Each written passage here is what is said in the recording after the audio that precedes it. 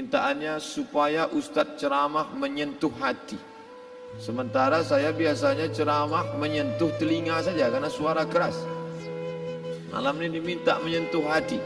Tapi sedikit banyak dari internet, di YouTube itu banyak juga saya dapat SMS, kami tersentuh dengan ceramah Ustadz. Itu pengakuan sendiri, bisa dilihat. Kami komen-komen mereka, ceramah Ustadz menyentuh hati kami. Jadi kalau malam ini ada yang tak tersentuh, itu bukan salah ceramah saya, memang hati itu sudah tak ada lagi.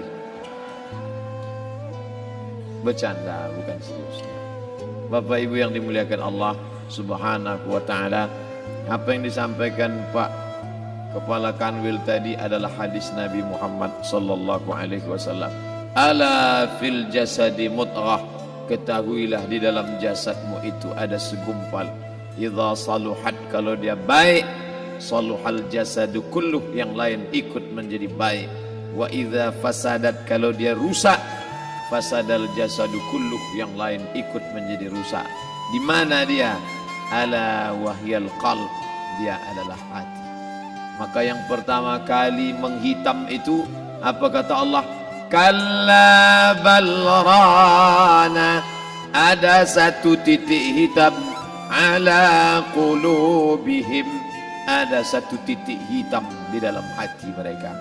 Ketika satu titik dibiarkan berubah menjadi dua titik dibiarkan berubah menjadi 3 titik, 5 titik, 10, 100, 1000, maka dia pun menjadi hitam semuanya. Ketika hati sudah hitam, maka itulah azab di atas azab.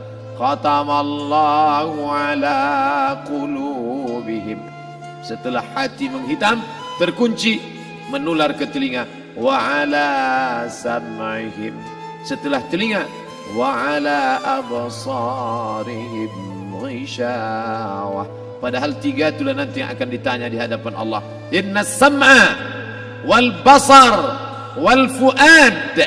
Coba lihat, ketika akan ditanya, yang ditanya 3, tapi diawali dari telinga. Inna sam'a wal basar wal fuad, telinga, mata, hati. Tapi ketika terkunci, yang duluan dikunci hati. Khatamallahu ala qulubihim wa ala sam'ihim wa ala absarihim. Kalau hati sudah terkunci, telinga tersumbat, mata tertutup. Summum bukmun umyum. Summum bukmun umyum, pekak, tuli, bisu, apapun tak lagi masuk ke telinga. Malam ini kita menyadarkan diri kita, terlebih lagi yang berceramah, jangan kau hanya sampai menyampaikan ayat saja. Hai Abdul Somad, apakah kau yang bicara itu hatimu sudah hidup? Senantiasa merasakan diri, aku orang paling hina, aku orang paling kotor, ditempelkan kening ke lantai di tempat yang diinjak tapak kaki, mengatakan bahwa aku bukan siapa-siapa.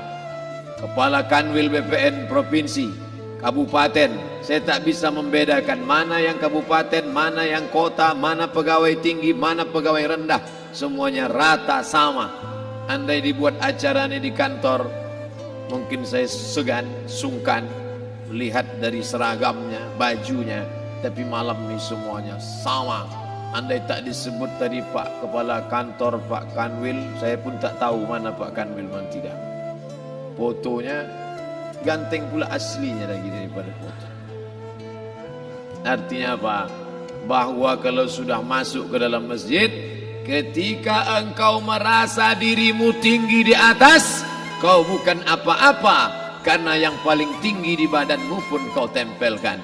Tapi saat kau jatuh, rendah, down, stres, kau jangan merasa rendah, karena kau tegak berdiri di hadapan Allah. Kau angkat 2 tangan, Allahu Akbar. Di dalam diri ini disebut dia dengan qalb. Kenapa disebut qalb? Orang Arab menyebut qalb, qallaba, karena sifatnya berbolak-balik. Pada saat selesai salat, astaghfirullahalazim, tidak ada yang paling bersih, dia bersih. Tapi pada saat petang sore hari, yusbihu mu'minan, paginya putih, bersih, tak bernoda.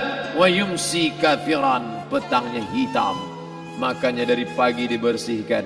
Salat subuh bersih, salat zuhur bersih, condong matahari salat asar bersih, tenggelam matahari salat maghrib bersih, sempurna gelap malam salat isya bersih, tengah malam bangun tahajud munajat di tengah malam orang tertidur. Wa tusalli bil laili wan nasu niyam, engkau tegak di waktu malam di saat orang semua sedang tenggelam dalam lelap tidur panjang, tapi engkau menangis meratap mengenang dosa begitu banyak. Sab'atun yuzilluhumullah, di antara 7 yang mendapatkan naungan Allah. Yauma la zilla illa zilluh, hari itu tak ada naungan kecuali naungan Allah. Di antara yang mendapatkan naungan itu adalah rajulun zakarallah, orang yang berzikir, munajat, muhasabah diri di tengah malam, sunyi, sepi, fafadat ainahu, menetes air matanya. Berapa banyak sudah harta dititipkan Allah, berapa kupakai untuk zakat, wakaf, infak, sedekah, wasiat, hibah, ghanimah, harta rampasan perang di zaman Nabi. 7 harta yang akan menolong di hadapan Allah, 1 pun tak dipakai. Umur diberikan Allah 40, 60, 70.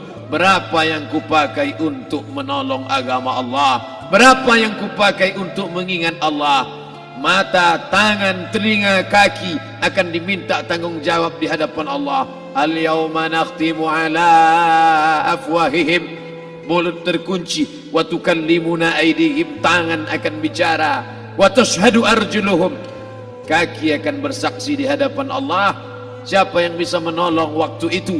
Kalau pernah tangan ini saat punya kekuasaan, 1 coretan tanda tangan bisa mempermudah urusan masjid. Sebutir kekuasaan yang dititipkan Allah bisa dipakai menolong agama Allah. Itulah yang akan menolong di hadapan Allah. Apa yang disampaikan malam ini, semua biaya pengurusan masjid nol. Itulah sesungguhnya yang akan menolong di hadapan Allah. Adapun harta yang disimpan, tabungan, deposito, tanah, rumah, kendaraan, semua akan tinggal menjadi harta warisan. Istri mengambil 1/4 kalau ada anak. Kalau tak ada anak, istri mengambil 1/8. 1 miliar 125 juta bulan untuk istri. Kalau dia tak tahu hukum gonogini. Kalau dia tahu gonogini, dia tuntut ke pengadilan, dipotong lagi menjadi 2, 500 untuk dia. Dari yang 500 dapat lagi dia 75, 575 bulan untuk dia. Sisanya 425 diambil anak laki-laki 2 kali bagian anak perempuan. Lalu yang kita bawa mati apa? Dulu dibangga-banggakan, dihormati, dimuliakan. Yang kami muliakan al-mukarram, al-ustad. Tapi pada saat tiba masanya, yang kita bawa tak lain tak bukan innallaha la yanzuru ila ajsamikum. Allah tak menengok badan, fisik, bentuk tubuh, baju. Ini sampulnya saja. Wala ila suwarikum, Allah tak menengok rupa, wajah. Walakin yanzuru ila qulub, hati kamu yang bersih itulah yang kau bawa menghadap Allah Subhanahu wa taala. Yauma la yanfa'u malun, harta tak berguna, wala banun, anak tak bisa menolong. Harta tak berguna, anak tak mampu menolong. Illa man atallah, kecuali orang yang datang menghadap Allah biqalbin salim, dengan hati yang bersih, hati yang tulus, hati yang memercikkan cahaya iman, hati yang bersih dari hasad, busuk hati, sum'ah, riya, takabbur. Itulah yang menolong di hadapan Allah Subhanahu wa taala. Tulang, kulu, kulit, darah, lemak, sumsum akan menjadi santapan cacing tanah. Begitu besok pagi pintu kamar tak bisa diketuk, istri bolak-balik membangunkan tak terjaga, dipegang pipi sudah sejuk macam es batu, tanda jantung tak lagi berdetak, maka darah mulai berubah menjadi nanah, busuk. 1, 2, 3 hari kalau tidak disuntik formalin, jasad paling busuk jasad manusia, karena semua dia makan herbivora, tanaman saja. Tapi kita ini omnivora, semua masuk. Maka begitu mati, paling bagus orang Islam paling cepat dikuburkan. Selesai acara pemakaman, habiskah masalah, muncul masalah baru. Disitulah kita baru sadar. Apa kata Imam Ali radhiyallahu an? An-nasu niyam. Semua manusia waktu hidup itu tidur. Bapak tidur, ibu tidur, saya tidur. Semua orang waktu hidup itu tidur. Falamma matu, ketika dia mati, disitulah dia baru terjaga dari tidur panjang. Saat Israel mencabut nyawa, ditarikkannya adalah satu centapan yang kuat. Disitulah kita baru terjaga dari tidur panjang. Betapa aku meninggalkan salat, betapa aku tak berzakat, betapa dulu kekuasaan. Aku lulus umur 30, pensiun 58, 28 tahun apapun tak pernah kubuat untuk agama. Sibuk membesarkan anak, sibuk mengurus warisan. Anak pun tak ingat dengan kita karena kita lupa menanamkan pendidikan agama di dalam otak kepalanya. Andai dulu pernah dia dibawa ke masjid, andai dulu pernah dia dibawa umrah, andai dulu dia dimasukkan SD IT, SMP IT, SMA IT, Islamic Boarding School, dibawa ke masjid, takkan dia lupa mendoakan selesai salat, Rabbighfirli wali walidayya warhamhuma kama rabbayani saghira. Harta yang banyak tak sempat menolong agama Allah. Anak tunggal semata wayang tak sempat dididik agama. Istri meninggalkan dalam keadaan stres susah hatinya karena dia tak diajarkan sabar menerima ridha ketetapan takdir Allah. Dan paling celaka, tak pernah anggota tubuh ini dipakai untuk berzikir, muhasabah, mengingat Allah. Tak pernah mata dipakai menengok Quran, kitab suci Allah. Tak pernah dipakai hati merenung sejenak. Apa yang akan kubawa mati menghadap Allah Subhanahu wa ta'ala. Saya tak minta diajak ceramah tentang hukum zakat, hukum puasa. Yang ditanya adalah bagaimana kita merenung sejenak. Abdul Somad, engkau berhadapan dengan para pegawai Badan Pertanahan Nasional Provinsi Riau, berkumpul 12 kabupaten kota. Ini orang-orang ngurus tanah, dari dalam tanah naik ke atas tanah, ngurus tanah, ngurus tanah, ngurus tanah, masuk ke dalam tanah. Abdul Somad dari dalam tanah naik ke atas tanah, ceramah, ceramah, ceramah, ceramah, ceramah, masuk balik ke dalam tanah. Yang kau bawa apa? Baju koko tinggal, peci tinggal, pakaian kehormatan tinggal. Yang tentara belum pernah saya diundang. Ustadz besok datang takziah, bapak anu tentara meninggal, tahu-tahu kain kapannya loreng. Tak ada. Yang kau bawa kain tidak berjahit, disobek, kerak. Itu yang akan menyampul kulitmu, yang selama ini kau dimandikan, dibersihkan oleh ibumu dulu 60 tahun yang lalu. Sampai masanya kau lupa kapan kau dimandikan dulu.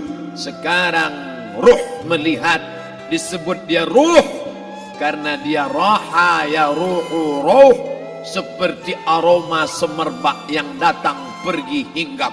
Ruh sampai masanya dia datang masuk ke dalam jasad. Ruh sampai masanya dia pergi meninggalkan jasad. Malam ini dimuliakan Al-Mukarram Haji Abdul Somad LCMA. Kenapa Abdul Somad ini dimuliakan? Karena ruh hinggap sejenak sebentar, sampai masanya besok pagi dia ruh keluar dari dalam tubuh ini. Anak yang katanya ayahku sayang, istri katanya kaulah abang, sampai masanya mereka tak lagi mau mendekat. Rumah itu saya yang buat, saya yang mengukurnya. Tapi begitu ruh sudah keluar dari badan, tidak satu pun semeter, sesenti, sejengkal, sehasta ada tempat di rumah itu untuk jenazah bernama jenazah Abdul Somad. Dulu orang bertanya, rumah Ustadz Somad di mana? Hari ini orang tidak lagi bertanya, tak lagi menyebut nama. Orang sudah mengatakan kuburnya mana. Dulu kalau dia masuk masjid, didatangi orang, disalami orang, mahasiswa, anak-anak, remaja mencium tangannya sebagai tanda hormat. Tapi begitu diletakkan keranda, kita akan solat jenazah nanti selepas solat zuhur. Apa kata orang? Letakkan di tepi sana, letakkan di tepi sana. Tak satu pun mau mendekat, letakkan dia di sana. Bahkan sebagian mengatakan dalam masjid, letakkan dia di luar. Dia tidak disebut engkau yang mulia, tidak digunakan kata ganti orang langsung. Letakkan dia di sana. Bahkan sebagian tak lagi, padahal tempat paling mulia sebelah kanan, orang tak lagi mau di kanan, mulai dia menjauh ke kiri. Kenapa kau ke sana? Takut aku mimpi hantu nanti malam. Mana kawan, sahabat, andai tolan, anak menantu, teman sekantor, semuanya pergi meninggalkan. Yang tetap dibawa, kalau pernah kaki melangkah solat berjamaah di masjid, kalau pernah tangan mengusap kepala anak yatim, kalau pernah tangan mengucap subhanallah. Nanti di akhir tausiah kita akan berzikir, munajat, muhasabah diri, berdoa, mengenang apa yang akan kita bawa menghadap Allah Subhanahu wa taala. Datang malaikat membawa kain kafan dari cahaya, akan menyambut ruh yang mulia. Hadis riwayat Ahmad bin Ambal dalam kitab Al-Musnad, turun malaikat berlomba-lomba membawa kain putih dari cahaya, menunggu ruh akan keluar.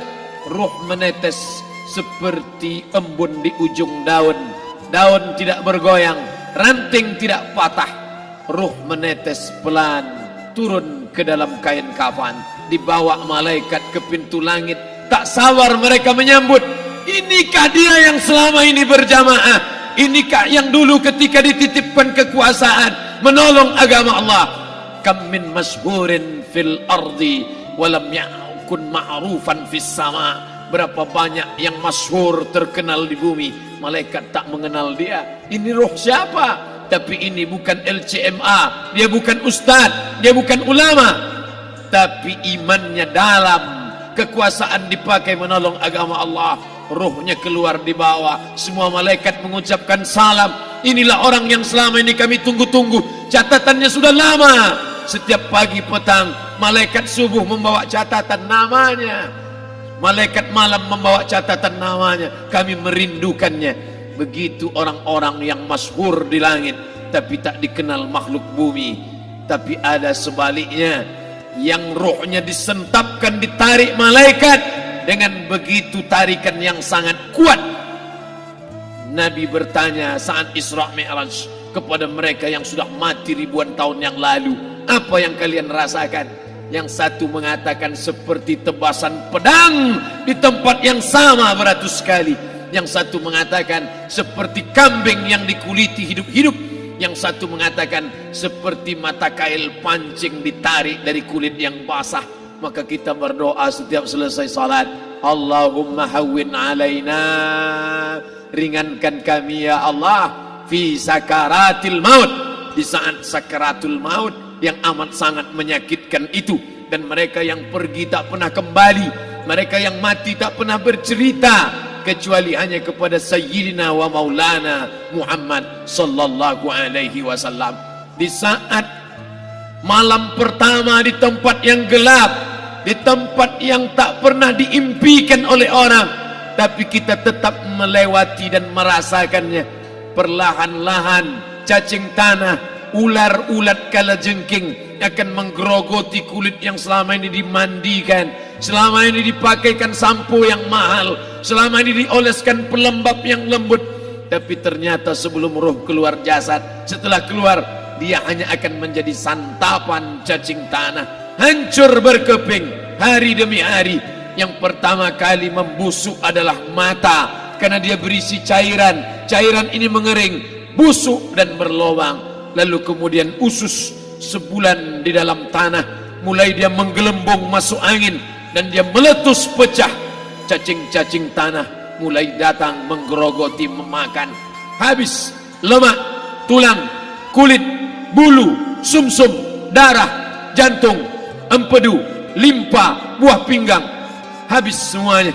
Tinggal tulang-tulang yang memutih, dimakan oleh tanah, ditelan oleh massa, sampai akhirnya Asi bin Wa'il membawa tulang yang kering itu kepada Nabi Muhammad, baginda Sayyidina wa Maulana Muhammad. Ya Muhammad, ayuhyi rabbuka hadzal idham, sanggupkah Tuhanmu menghidupkan tulang yang kering ini? Nabi diam tak menjawab sampai akhirnya datang Jibril alaihi salam membawakan wahyu. Qul, katakan kepada dia. Ayat ini dibaca malam Jumat, Bapak Ibu semua hafal, kita baca. Qul yuhyiha alladhi ansha'aha awwala marrah wa huwa bikulli khalqin alim.